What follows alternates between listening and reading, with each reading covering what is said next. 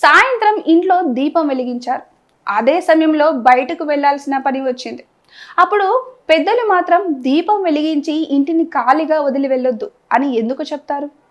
దీపం ఒంటరిగా ఉంటే ఏదైనా అపశకునమా?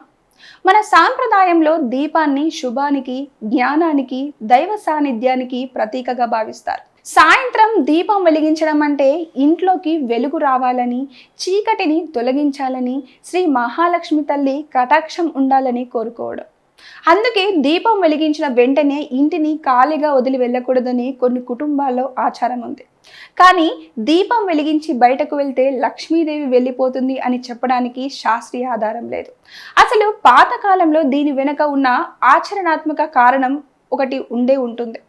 అప్పుడు దీపాలు నూనెతో లేదా నెయ్యితో వెలిగించేవారు. ఇంట్లో ఎవరూ లేకపోతే గాలి వల్ల దీపం కదలడం, పక్కన ఉన్న వస్తువులకు మంట అంటుకోవడం వంటి ప్రమాదాలు ఉండేవి. అందుకే దీపం వెలిగించిన తర్వాత ఇంట్లో ఎవరో ఒకరు ఉండడం సురక్షితమైన అలవాటు. ఇప్పుడు మనకు ఒక గొప్ప ధర్మ సందేశం కూడా ఉంది. దీపం అంటే కేవలం ఒక పూజా వస్తువు మాత్రమే కాదు, మన జీవితంలో కూడా ఒక దీపం ఉంది.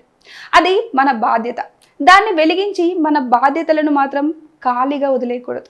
కాబట్టి బయటకు వెళ్ళాల్సి వస్తే దీపాన్ని సురక్షితంగా ఆర్పండి, లేదా సురక్షితమైన దీపాన్ని ఉపయోగించండి. భక్తి ఉండాలి, కానీ భక్తితో పాటు జాగ్రత్త కూడా ఉండాలి. దీపజ్యోతి మనకు గుర్తు చేసేది ఒకటే, నా ఇంట్లోనే కాదు, నా మనసులో కూడా మంచి వెలుగు ఎప్పుడూ ఉండాలి.